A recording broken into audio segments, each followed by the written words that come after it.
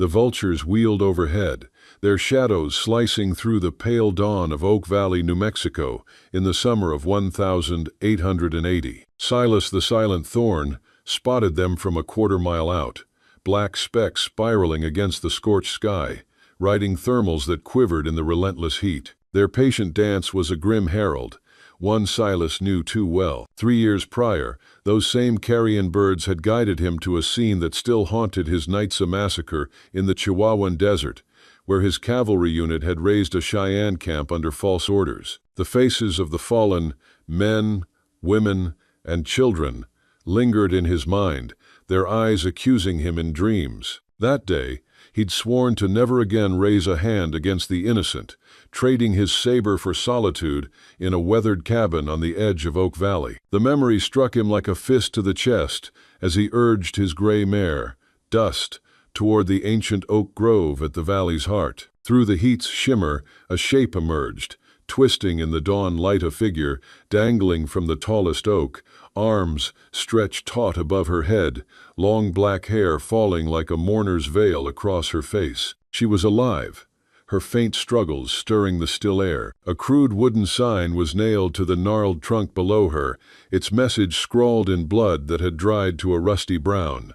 "The white man makes the rules." Dust snorted, her ears flicking back, nostrils flaring at the scent of blood and fear. The girl, barely more than a child, no older than 18, hung from coarse rope that bit into her wrists, red rivulets staining the bark beneath her. Her buckskin dress was torn, her shoulder gashed deep, the blood soaking into the earth like an offering. Silas's breath caught, his calloused hands tightening on the reins. The sight was a mirror to his past sins, a brutal echo of the lives he'd failed to save. His jaw clenched, and a familiar anger simmered in his chest, not at the girl, but at the cruelty that had strung her up like a trophy. Hey, if you're hooked on cowboy love stories with a twist of redemption, drop a 1 in the comments for Wild West love mysteries. Her breath came in shallow gasps, sending tiny puffs of dust swirling from her cracked lips. When she heard his approach, her eyes opened dark, intelligent, filled with pain but not defeat. The look she gave him held a terrible knowledge. She knew what white men did to Cheyenne. Women knew that rescue might be a crueler fate than death. But in those eyes, Silas saw the faces of the fallen from his cavalry days, Cheyenne women, their defiance unbroken even as his unit burned their homes. The boot prints around the tree told their own story. Multiple riders, some tracks heading back toward Oak Valley's dusty streets. Others circled, as if the perpetrators had lingered to savor their handiwork. Fresh tracks, maybe hours old. They could still be watching from the jagged rocks above. As he cut the ropes, her voice came a broken whisper in Cheyenne, raw and fleeting. Her strength gave out before the words could form, and she collapsed into his arms like a wounded bird, unconscious but breathing. Behind them, carried on the desert wind, came the distant thunder of hoofbeats. The hunters were already coming. Oak Valley had never been kind, but 3 years of Cheyenne troubles had turned it into something resembling hell. The frontier town crouched in the desert, like a wounded animal, all boarded windows and suspicious glances, where a man's worth was measured by his willingness to kill the right enemies and hate the right people. Silas Thorne had failed both tests. It started when he'd refused to join the first posse after the Cheyenne raids began. Cattle stolen from ranches, supply wagons ambushed on mountain trails, settlers found dead in their burned cabins. Most of Oak Valley had answered Mayor Caldwell's call to righteous warfare with fervor, forming volunteer companies to hunt Cheyenne with the zeal of men chasing demons. But Silas had seen enough killing in his cavalry days, had learned too much about how truth became the first casualty of righteous fury. The Cheyenne massacre he'd witnessed 3 years ago had taught him that lesson in blood, that not every enemy was what they seemed, that sometimes the real monsters wore familiar faces. "Mr. Thorne," Deputy Amos had said after the third posse rode out without him, "folks are starting to wonder whose side you're on." "The side of not shooting folks without proof they've done wrong," Silas had replied, his voice steady as iron. "Cheyenne don't need to do wrong, they just need to be Cheyenne." That conversation had been 6 months ago, July 1879. Since then, Silas's few friends had dwindled, his trading dried up, and the townsfolk had made it clear that Cheyenne sympathizers weren't welcome in decent society. Now, as he laid the unconscious Ilara on his kitchen table and began cleaning her wounds, Silas wondered if he was about to make himself an outright enemy of everyone he'd ever known. The torture had been systematic. Professional cigarette burns arranged in precise patterns, cuts tracing older scars, bruises speaking of calculated brutality. Someone had taken time with her, had used pain as a language to send a message as clear as the sign on the oak. The white man makes the rules. Easy, he said softly as Ilara stirred, her eyes fluttering open. The fear in them was absolute, primal, the terror of prey caught too many times. I won't hurt you. She didn't understand English, but something in his tonea, low, steady cadence, like a river smoothing stone, made her stop fighting. Instead, she studied his face with those intelligent dark eyes, reading intentions in the lines of his weathered features, the scars on his knuckles. Silas, he said, pointing to himself. Ilara, she whispered, her voice a broken thread. Recognition flickered in her eyes. She knew the name.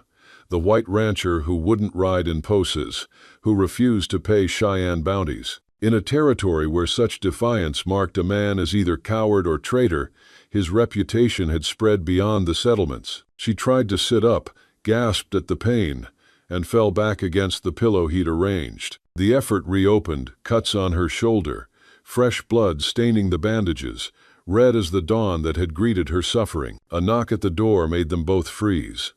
Mr. Thorne. Deputy Amos's voice carried the weight of official business, sharp and unyielding. Need to talk. Silas quickly threw a blanket over Ilara, arranging it to look like piled supplies. From the doorway, it might pass casual inspection. "Comin'," he called, wiping blood from his hands, his heart pounding like a war drum. Amos stood on the porch, hat in hand, looking like a man bearing a bitter duty. Before his wife's death in a Cheyenne raid, he'd been known as fair, even kind. Now grief had hardened him into something sharper, more brittle, his eyes like flint ready to spark. "There's been trouble," Amos said. "Cheyenne girl escaped custody yesterday.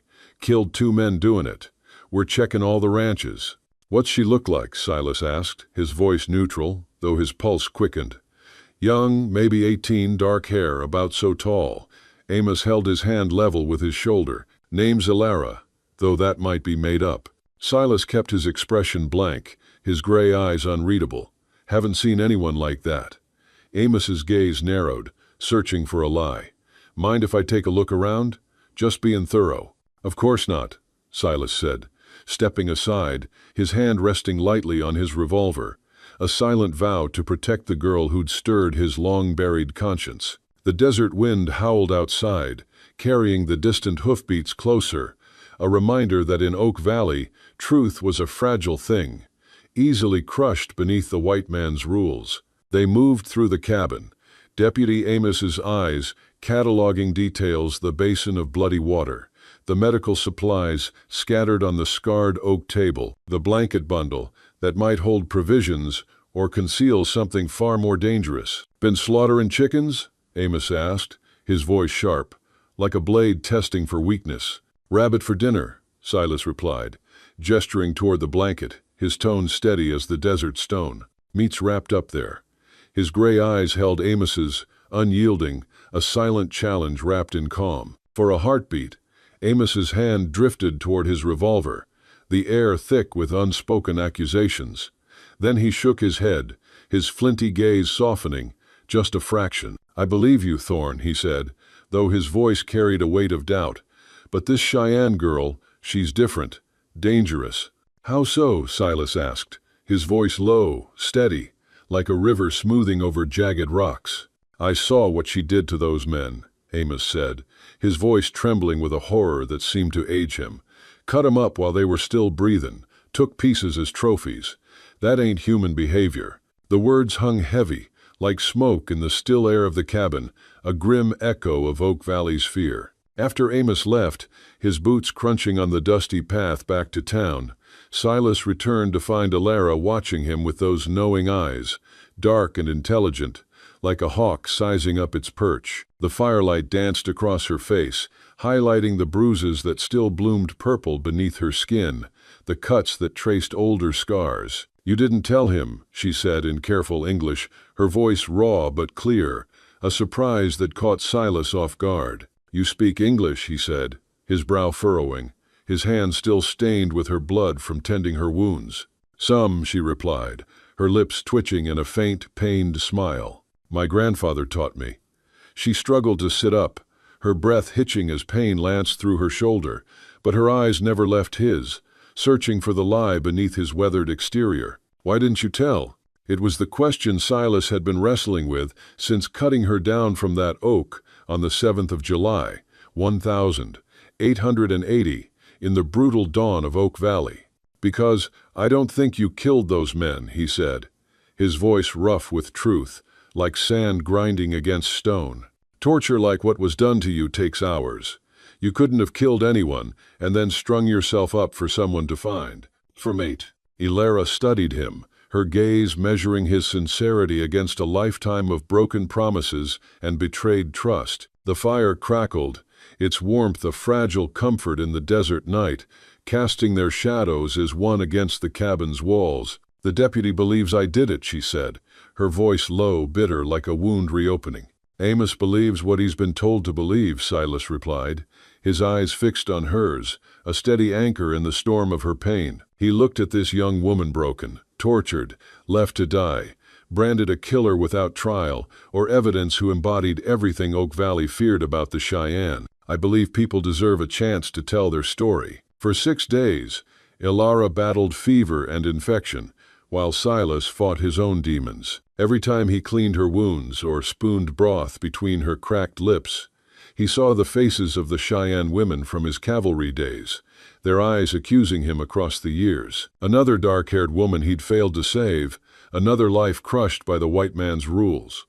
On the 7th day, the 14th of July, 1880, she woke with clear eyes and asked for water. "How long?" Her voice was stronger now, a thread of steel beneath the pain. "A week, give or take," Silas said, helping her sit up, noting how she moved with less wince, her body knitting itself back together like the desert after a storm. "You're a fighter, huh?" "I have to be," she said, accepting the tin cup with steady hands, her fingers brushing his, a fleeting warmth in the cool morning air. "Tell me about the men who died." Silas had spent the week gathering whispers from Oak Valley's saloon and market, piecing together the official story and its jagged edges. "According to the reports, you were being moved from the reservation to Santa Fe for trial," he said, his voice low, careful, like a man stepping through a minefield. "Wagon got hit outside town. 2 guards killed. You escaped into the desert."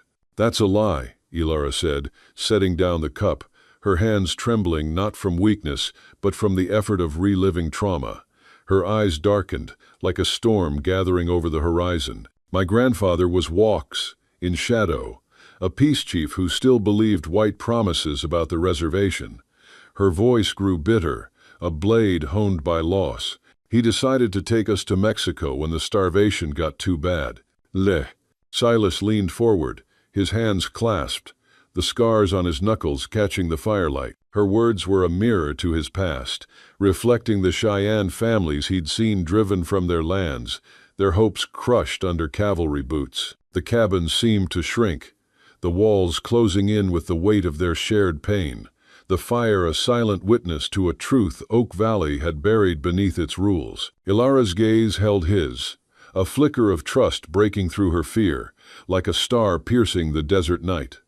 Silas felt it too, a spark of redemption, a chance to right the wrongs he'd carried for too long. New Mexico heat lingered even after dusk, pressing against the cabin's walls like a living thing. Ilara lay on the cot, her dark hair splayed across the rough blanket, her breathing steadier but still fragile, like a bird testing broken wing. Her wounds were healing, the gash on her shoulder now a dull ache beneath Silas's makeshift bandages, but her eyes sharp, intelligent, and haunted told a deeper story. They carried the weight of loss, a mirror to the guilt that gnawed at Silas's soul. Silas sat by the fire, his calloused hands carving a small wooden figure an eagle, its wings half-formed, a task to keep his restless thoughts at bay. The desert night hummed outside, crickets chirping in rhythm with the stars that looked down on Oak Valley, unblinking witnesses to its sin. Ilara stirred, her gaze fixed on the flames,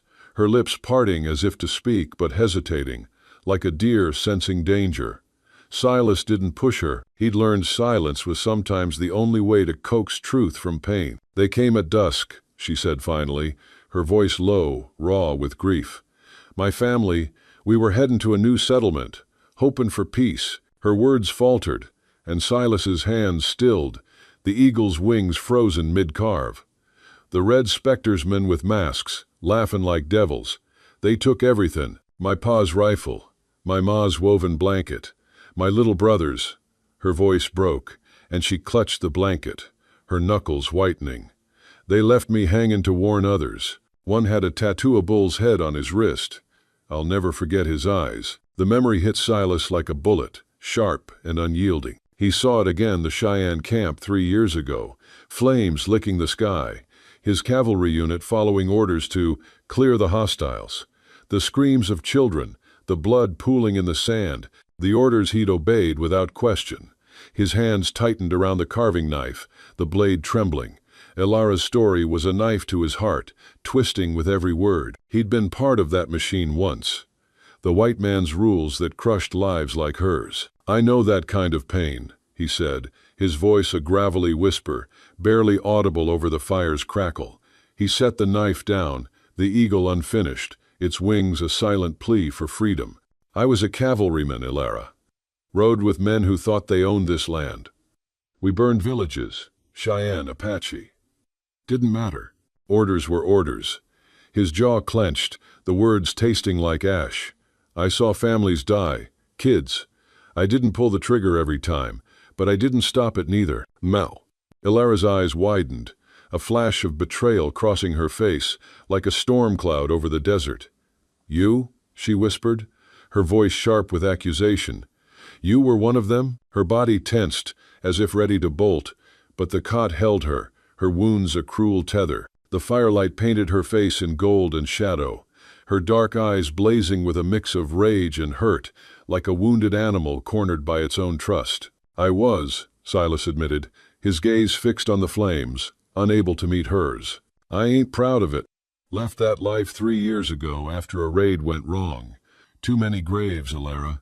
Too many I helped dig." His voice cracked, a rare fracture in his stoic facade, revealing the man beneath the scars. "I live out here to forget, to make right what I can. Ain't much, but it's all I got." The silence that followed was heavy. The fire's crackle a mocking chorus. Ilara's breath came in short, angry bursts, her hands twisting the blanket like she could wring the pain from her soul. "They took everything," she said again, her voice a bitter echo. "My brother was 10. He wanted to be a healer like our grandpa. They shot him like he was nothing." Her eyes glistened, but no tears fell, as if she'd cried them dry long ago. Silas's chest tightened, the weight of her loss pressing against his own. He saw his past in her words, the faces of those he'd failed to save. The desert outside seemed to listen, its vast emptiness a mirror to their shared scars. "I can't undo what's done," he said, his voice low, steady, like a river carving through stone. "But I can keep you safe.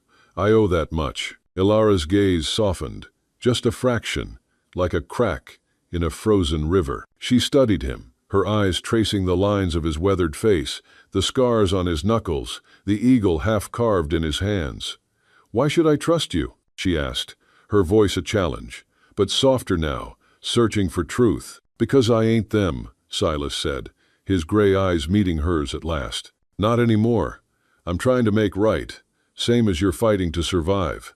His words were a vow, forged in the firelight, a promise to the girl and to the ghosts of his past. The cabin seemed to shrink, the walls closing in with the weight of their truths. Ilara's shoulders relaxed, her hands loosening on the blanket. "My grandpa said family ain't just blood," she murmured, her voice barely above a whisper. "It's who stands with you when the world's against you." Her eyes held his, a flicker of hope amidst the pain, like a star breaking through a storm. Silas nodded, the eagle in his hands catching the fire's glow, its wings a symbol of freedom yet to come. "Then let me stand with you," he said, his voice firm, a bridge between their wounds. "For your family, for mine." The fire crackled, its warmth a fragile comfort in the desert night. Ilara's gaze lingered on him, her hatred dulling into something new, not forgiveness, not yet, but a tentative trust, like a seed taking root in barren soil. Silas felt it too, a spark of redemption, a chance to heal the wounds he'd carried too long. The stars outside looked down on something different, a bond forming in the shadows of Oak Valley, where pain and hope entwined like the roots of the ancient oak. The sun hung high over Oak Valley, New Mexico, on the 7th of July, 1880, its relentless glare turning the dusty streets of the town into a furnace. Silas Thorne guided his gray mare, Dust, through the heart of the settlement. Ilara perched behind him, her arms clinging to his waist, her body tense as a drawn bowstring. 10 days had passed since he'd cut her down from the oak, and though her wounds were mending her shoulder now, a dull throb beneath fresh bandages. Her eyes, sharp and haunted, scanned the town like a hawk sensing a trap. The air was thick with the scent of horse sweat and baked earth, the kind of heat that made tempers flare and secrets fester. Silas's weathered face was a mask of calm, but his gray eyes burned with a quiet vigilance, like a storm held at bay. He'd come to town for medicine, something stronger than his herbs to keep Ilara's fever at bay.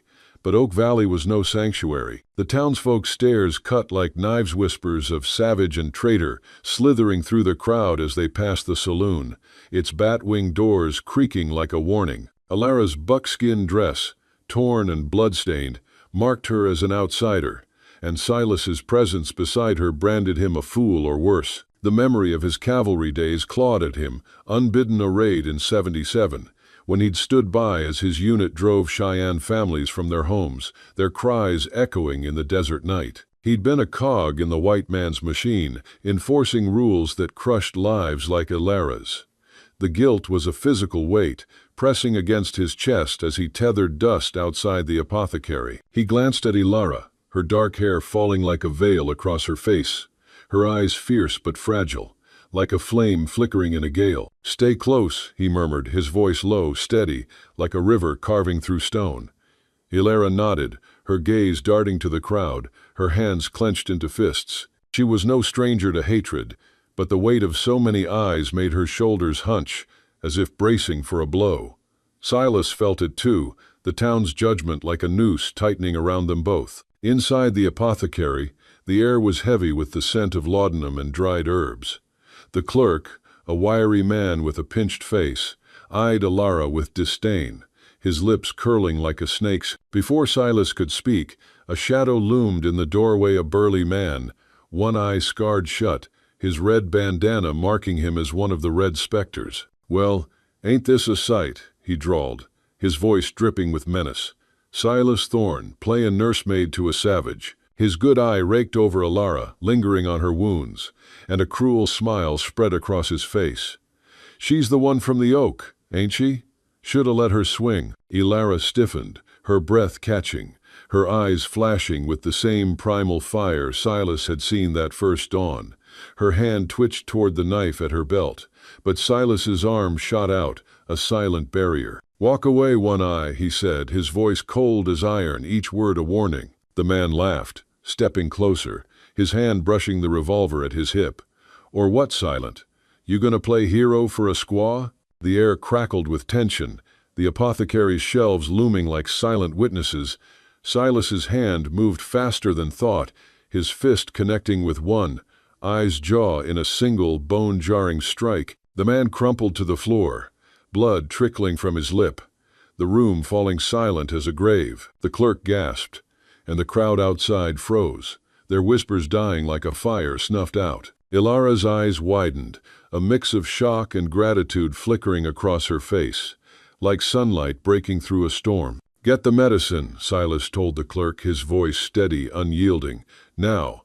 The man scrambled to comply, shoving bottles into a sack. Silas turned to Ilara, his gaze softening, a silent promise in his gray eyes. "You're with me, Ain't nobody touching you. Liz. Ilara's breath hitched, her fingers loosening on her knife. For a moment, her hatred for the world that had taken her family wavered, replaced by a flicker of trust, fragile as a desert bloom. She nodded, her voice barely a whisper. Why'd you do that?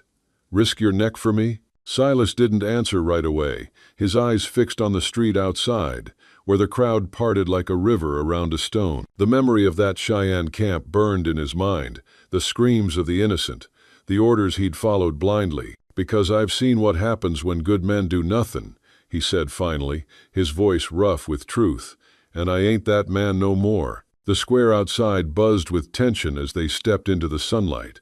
Market stalls lined the dusty street, their ware-sacks of flour, bolts of calicoignord, as eyes followed Silas and Ilara. At the center, Market Caldwell stood, his tailored coat and polished boots a stark contrast to the town's grit.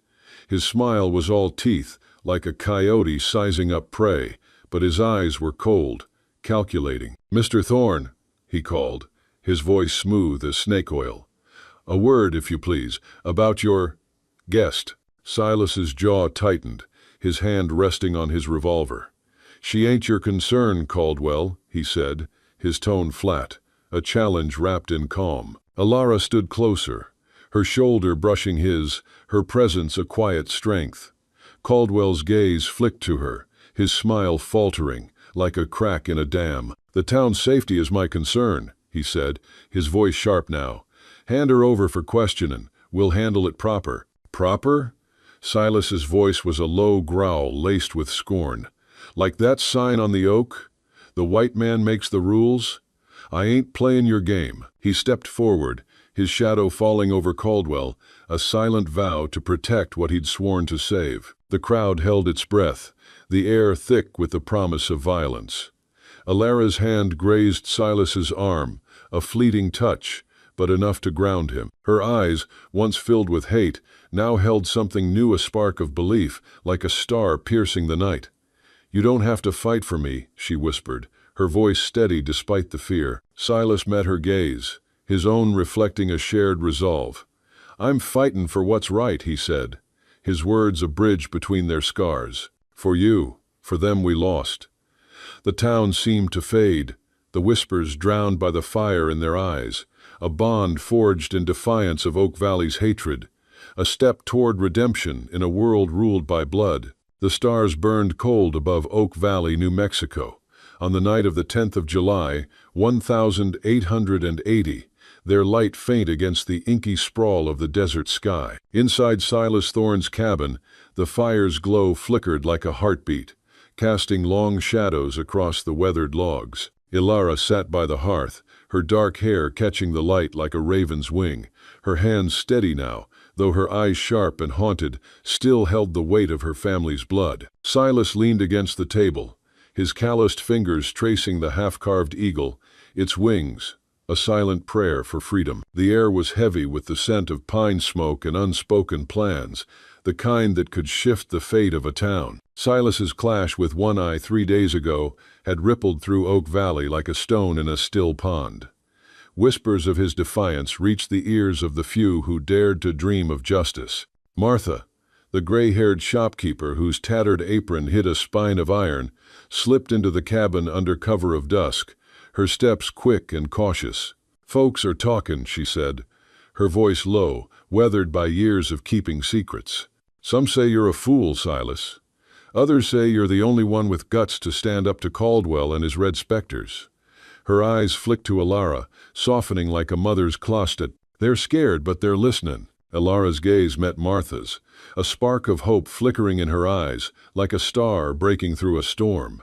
"They should be scared," she said, her voice steady but edged with fire. "Those men took my family. They'll take more if no one stops them." Her fingers tightened on the blanket, the memory of her brother's lifeless body, a wound that bled anew. Silas watched her, his chest tight with a familiar guilt, the echo of Cheyenne's screams from his cavalry days ringing in his ears. He'd been part of the machine that crushed lives like hers. But now, in this cabin, he saw a chance to mend what he'd broken. Martha set a small bundle on the table, papers, maps, and a list of names scrawled in her careful hand. "The Red Spectres ain't just outlaws," she said. "They're Caldwell's dogs doing his dirty work. Robbing settlers, burning native camps, all to scare folks into selling land cheap. That old gold mine, out by Black Ridge, that's their hideout." Her words were a spark, igniting a fire in Silas's gray eyes. He unfolded the map, its creases worn like the lines on his face, and traced a path to the mine, a scar in the desert's heart. Alara leaned forward, her breath catching as she studied the map. "The man who killed my family," she said, her voice low, trembling with rage. "He had a bull's head tattoo on his wrist, called himself Dagger." Her eyes burned, a primal fire that made Silas's heart lurch, reminding him of the women he'd seen in razed villages, their defiance unbroken even in death. He wanted to shield her, to spare her the pain of vengeance, but he knew that fire was hers to wield. Martha's face paled, her hands trembling as she pointed to a name on the list. "Jeb Caldwell, alias Dagger. The mayor's brother," she whispered, her voice hollow like a wind through an empty canyon. "He's been running the Spectres for years with his brother's blessing. Folks suspected, but nobody dared speak it." The revelation hit like a thunderclap, a twist that turned Alara's grief into a blade, sharp and personal. Silas's jaw clenched, his fingers tightening on the eagle, its wings now a symbol of the justice they sought. "You sure?" Silas asked, his voice a low growl, each word heavy with the weight of what it meant. To take on Dagger was to challenge Caldwell, to tear down the white man's rules that had bloodied Oak Valley for too long. Martha nodded, her eyes fierce despite her age. "I've seen him, Silas. That tattoo, that laugh. It's him." Alara's breath hitched, her hands shaking as she traced the name on the paper, as if touching it could summon her family's killer. "He's why I'm still here," she said, her voice a mix of pain and resolve, like a river cutting through stone. "For my pa, my ma, my brother, I'll make him pay." Her words were a vow, echoing Silas's own silent promise to atone for his past. Silas met her gaze, his gray eyes reflecting her fire, a shared purpose forging a bond stronger than words. "We'll make him pay," he said, his voice steady, a vow carved in the ashes of his guilt. "But not alone. We need more than just us." He turned to Martha, his mind racing like a Mustang across the open plain. "Who else'll stand with us?" Martha named 3 others, a blacksmith, named Amos, whose son had been beaten by the Spectres, Clara, a saloon girl who'd overheard their plans, and Old Man Tate, a prospector who'd lost his claim to Caldwell's schemes. "They're scared," she said, "but they're tired of living under Caldwell's boot. Your stand in town woke something in 'em, Silas." Her words were a spark, kindling a hope that Oak Valley could be more than a graveyard of dreams. The cabin's walls seemed to pulse with their resolve, the firelight casting their shadows as one, like warriors before a battle. Silas spread the map wider, his finger circling Black Ridge. "We hit the mine at night," he said, his voice low, strategic, like a general from his cavalry days. "Take him by surprise, pin Dagger and his men, get proof of Caldwell's hand in this. Then we call in the federal marshal." His plan was a rope thrown across a chasm, a fragile bridge to justice. Martha clasped Alara's hand, her grip firm despite her age. "You're not alone, child," she said, her voice warm like a hearth in winter. "We're with you." Alara's eyes glistened, her hatred softening into something new, not forgiveness, but a shared fight, a bond forged in the crucible of loss. Silas watched, his heart stirring with a hope he hadn't felt in years, like a seed breaking through barren soil. The stars outside looked down on Oak Valley, their light a silent promise that truth could outshine even the darkest rules. The moon hung low over Black Ridge, New Mexico, on the 12th of July, 1880, its pale light barely piercing the suffocating darkness of the desert night. The abandoned gold mine, a gaping wound in the earth, loomed like a beast crouched in wait. Silas Thorne led their small band. Alara, Martha, Amos the blacksmith, Clara the saloon girl, and Old Man Tate through the rocky scrub, their shadows blending with the jagged cliffs. The plan was simple but perilous. ambush the red specters in their lair, pin Dagger, and secure proof of Caldwell's crimes for the federal marshal. Silas's heart pounded, not from fear, but from the weight of redemption, a chance to bury the ghosts of his cavalry days. Those Cheyenne Faces mothers, children, gunned down under his watch haunted him still, their screams a chorus in his mind. Ilara's presence, her quiet strength, was a tether, pulling him toward a purpose he'd thought lost. They crouched behind a boulder, the mine's entrance flickering with torchlight.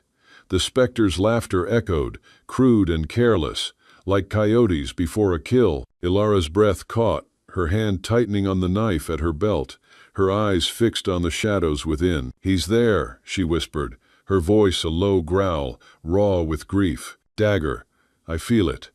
Her words were a blade, sharp with the memory of her family's blood, her brother's lifeless eyes staring at a sky that offered no mercy. The attack came swift as a desert storm. Silas fired first, his bullet shattering a lantern, plunging the mine's mouth into chaos. Amos and Tate charged, their hammers and rifles a thunderous rebuke to the specter's reign. Clara darted through the fray, her nimble fingers snatching papers from a cradlegers linking Caldwell to the raids. Martha, her gray hair gleaming in the moonlight, stood guard, her shotgun, a silent promise of defiance. The specters fought back, their bullets spitting sparks, but Silas moved like a shadow, his cavalry training honed to deadly precision. Ilara slipped through the chaos, her knife glinting like a fang. She found Dagger at the mine's heart, his bull's head tattoo stark against his wrist, his laugh a cruel echo of her nightmares. "You," she hissed, her voice a blade cutting through the din. Dagger turned, his eyes glinting with malice, like a snake sizing up prey. "The squaw from the oak," he sneered, drawing his blade. "You should have stayed dead." "Ilara, don't lose yourself to him," Silas shouted, his voice cutting through the chaos, a plea wrapped in command. She faltered, her blade inches from Dagger's throat, her breath ragged. The urge to kill was a wildfire, consuming her, but Silas's words were a cool rain, grounding her. She saw her brother's face, not in vengeance, but in Hopi Healer's dream of peace. With a cry, she disarmed Dagger, her knife slicing his hand, sending his blade clattering. She pinned him, her knee on his chest, her voice steady as stone. "Death ain't justice," she said. "Truth is." "Les." Silas bound Dagger's wrists, his hand steady despite the battle's toll. The ledgers were secured, proof of Caldwell's corruption in Clara's hands. The remaining specters fled, their courage broken like dry twigs. Silas and Ilara dragged Dagger to the mine's entrance, where the federal marshal summoned by Silas's earlier message waited with his deputies. Caldwell, summoned to the scene, arrived too late, his polished facade crumbling as the marshal clapped irons on him and his brother. The town's rules, written in blood, shattered under the weight of truth. Dawn broke over Oak Valley, the 13th of July, 1880, painting the desert in gold and red, like a promise reborn. The townsfolk gathered, their faces a mix of shock and hope, as Silas and Ilara stood before the ancient oak, where she'd nearly died. The sign, "The White Man Makes the Rules," lay splintered at its base, a relic of a broken order. With Amos, Clara, Martha, and Tate, they planted a new oak sapling,